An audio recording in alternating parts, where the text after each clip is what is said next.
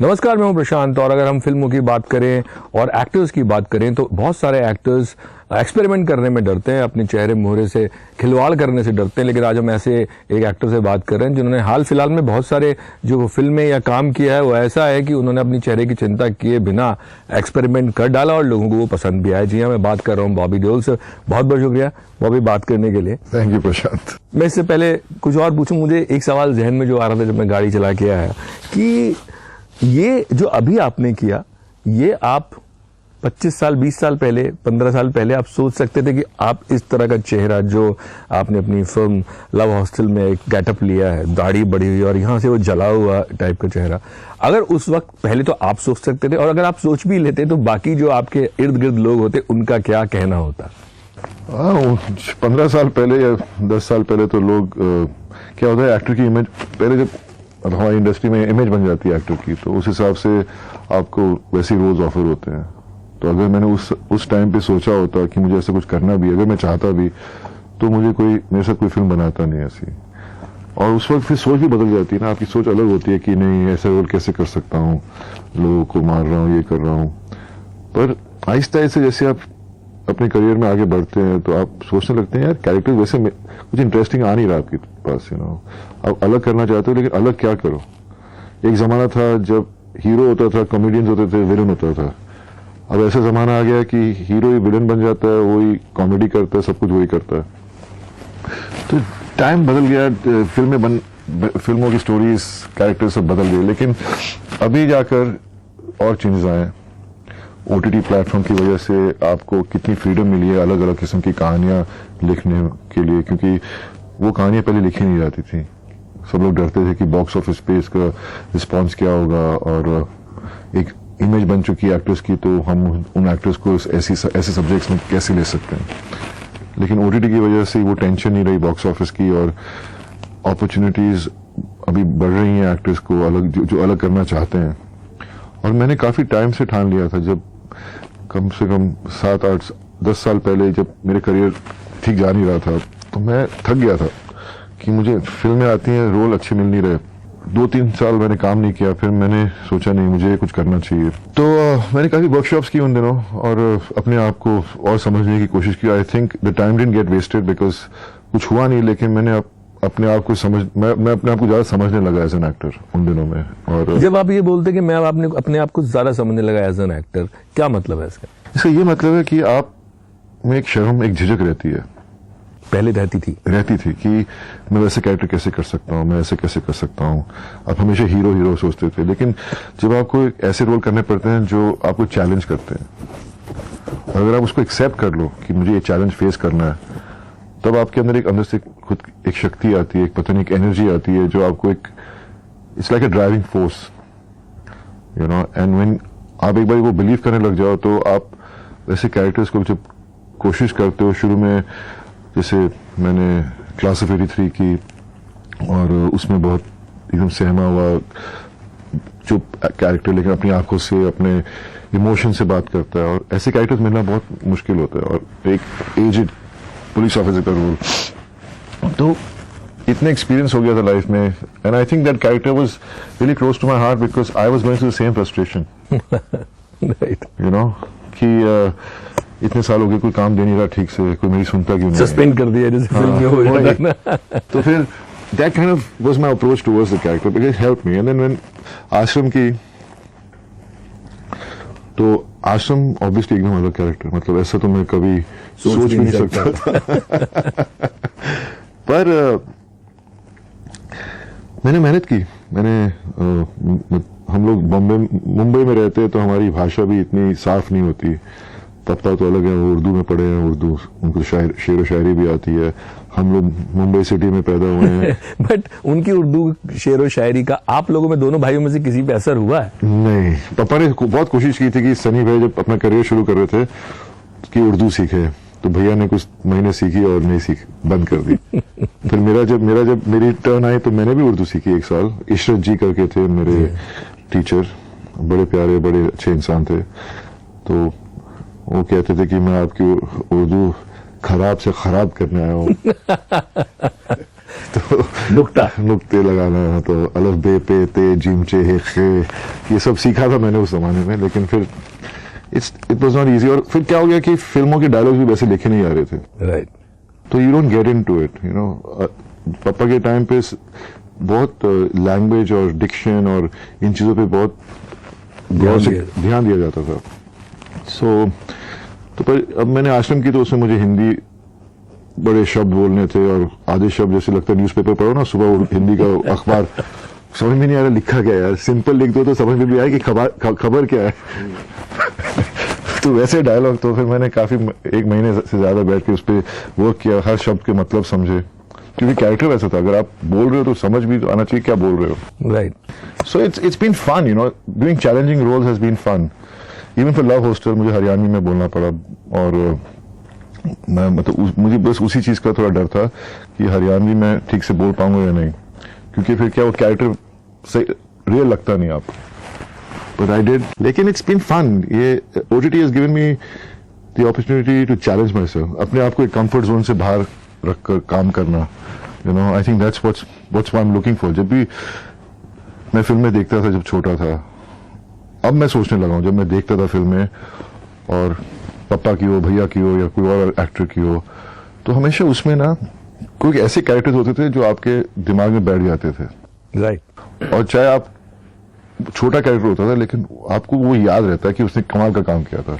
बिल्कुल। तो मैं भी वैसे ही सोच रहा था कि मुझे भी ऐसे कोई कैरेक्टर्स मिले, और ऑब्वियसली क्लास ऑफ 83 में एक किस्म से कैरेक्टर एक्टर था, और लोगों ने पसंद किया। फिर आश्रम ऑब्वियसली बेस्ड ऑन बाबा निराला तो मेन था, लेकिन फिर भी इतने सारे कैरेक्टर्स थे वेब सीरीज में, तो फिर it still stood out because I work really hard and I am glad that people appreciate my work. But मुझे बात बताइए कि आपने कहा कि कंफर्ट जोन से बाहर निकलना, वो जो दौर था और जो आज का दौर है, जब बॉबी देओल पहले सुबह उठ के सेट पे जाते थे और सेट पे रहते थे और काम करते थे, और आज जब बॉबी देओल सुबह उठ के सेट पे जाते हैं और काम करते हैं, क्या डिफरेंस है?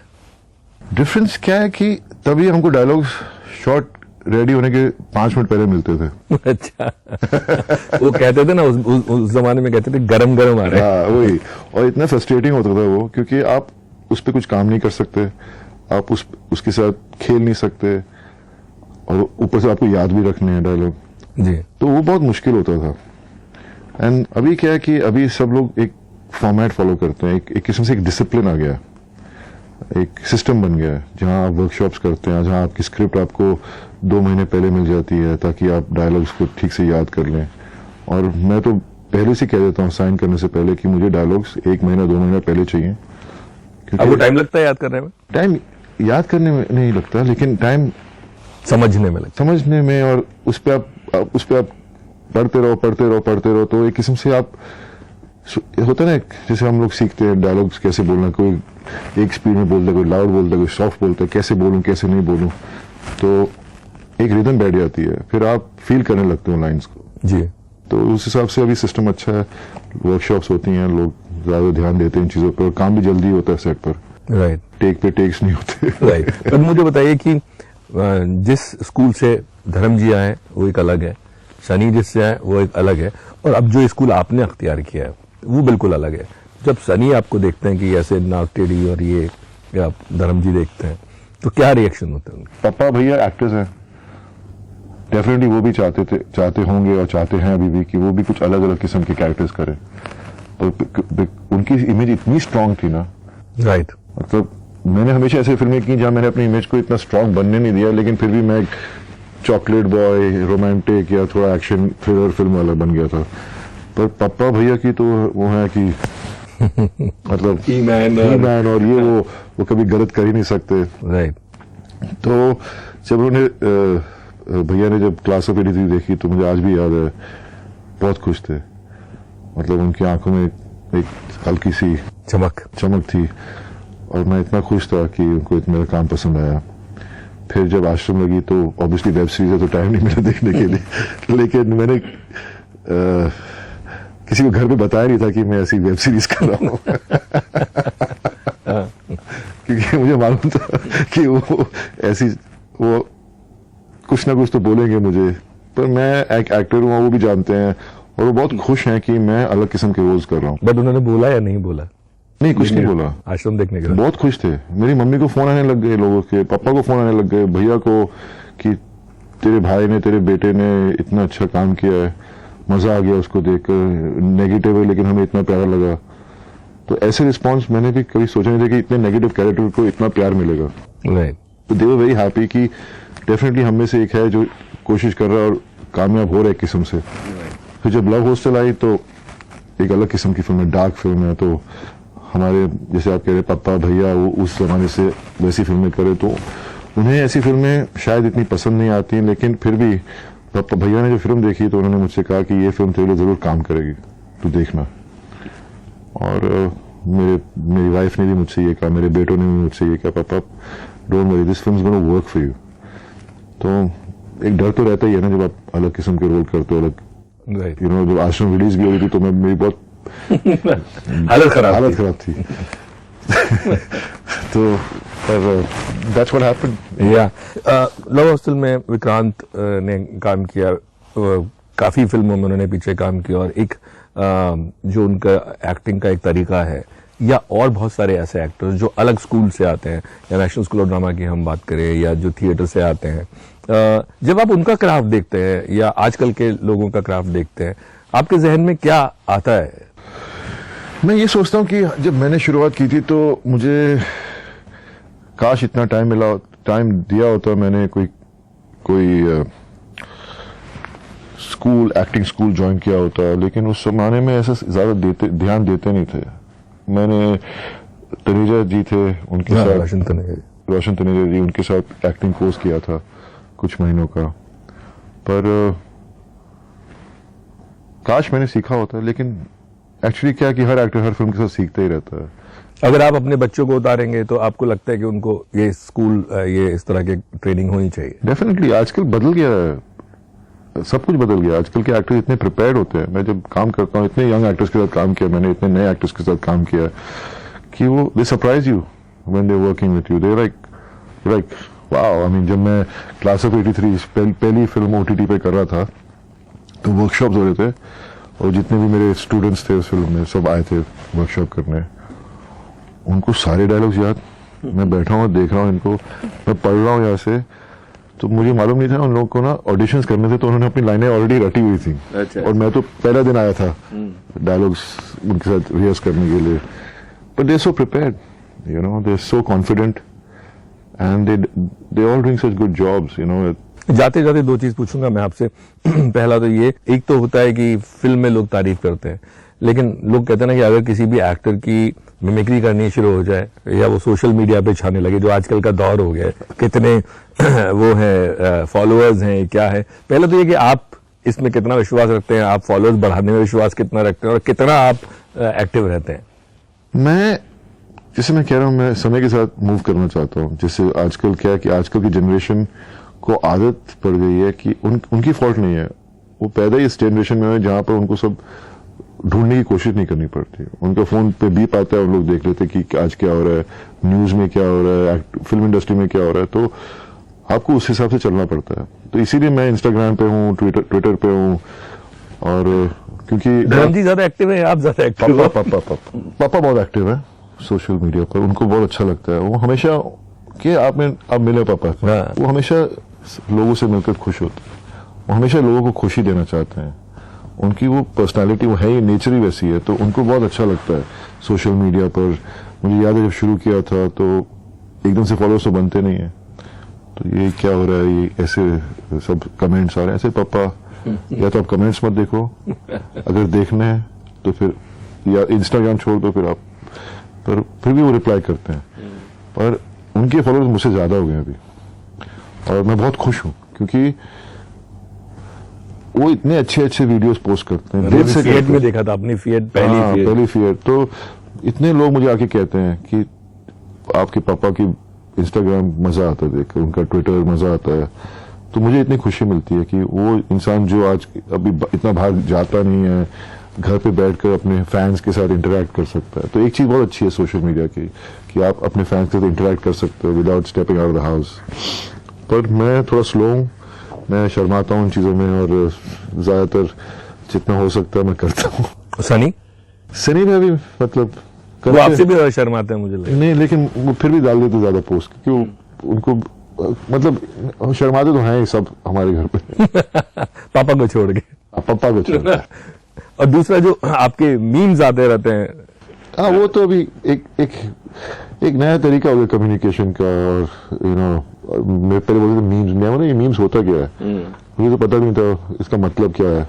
मतलब पता चल गया, तो अच्छा है। कहते हैं लोग जितने आपके मीम्स बनते हैं आप उतने पॉपुलर हो, तो ठीक है भाई, बनाते रहो। आप हमेशा से पॉपुलर थे और मेरे ख्याल में अब जो नई जनरेशन है वो भी आपको देख के आपका काम सराह रही है।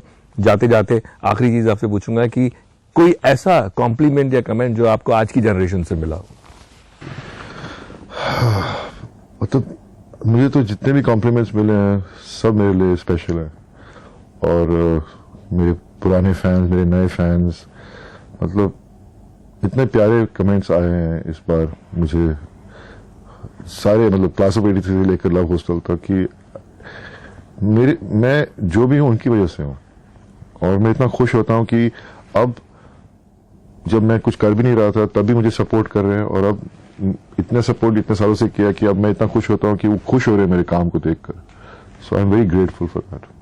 चलिए, बहुत बहुत शुक्रिया बात करने के लिए, और ये जो नई कामयाबी की लहर है ये जारी रहे और लोग ऐसे ही आपको ट्विटर पे और इंस्टाग्राम पे फॉलोअर्स बढ़ते रहे और वो आपको कमेंट और कॉम्प्लीमेंट्स देते रहे। Thank you. थैंक यू, बहुत बहुत शुक्रिया।